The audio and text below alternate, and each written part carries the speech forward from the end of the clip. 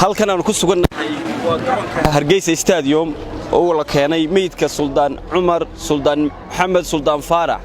oo kamid ahaa salaadiinta waaweyn ee Soomaaliland war degdeg oo ka soo kordhay waxa la sugayaa suldaankii lagu bedeli lahaa oo diyaaradda 12 duhurnimo ay kala soo degi doonto garoonka diyaaradaha ee Hargeysa International Airport halkan waxa ku diyaarsan bulsho badan oo ka qayb galaysa tukashada janaasada suldaanka waxaana goobtan ka hadlay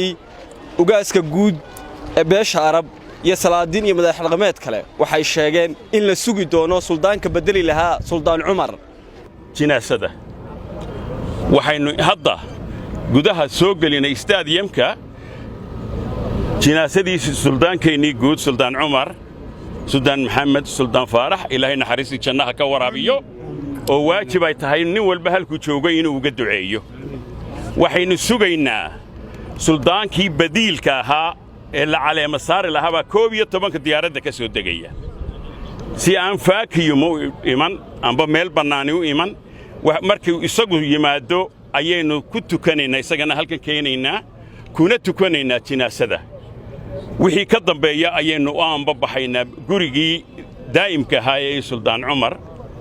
raajicuun maan marka hore waxaan halkan taxsiin uga dirayaa ehelkii iyo qaraabadii uu ka baxay suldaanka guud Suldaan Cumar inuu ilaahay samiriye iimaan saadiqa u ka siiyo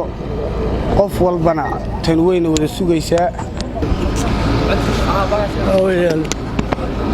sanadii Suldaan Cumar bayna waxaweyeen halkan isku dhin waxaweyeen aad inaga mudan yahay warbixintii waa la bixiyey goorta caawa meydkaynu aasaynay iyo goortii maxay yidhaahdeen suldaanka caleema saar ku imanayo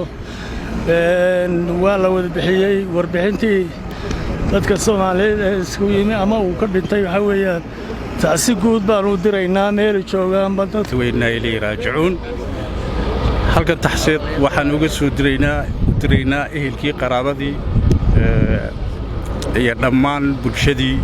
Soomaaliyeed oo suldaanku ka baxay inuu ilaahay samiriye iimaan siiyo isagiina jannada firdawsa ilaahay inuu ka waraabiyo Cabdiraxmaan Jumbo Ariel TV Hargeysa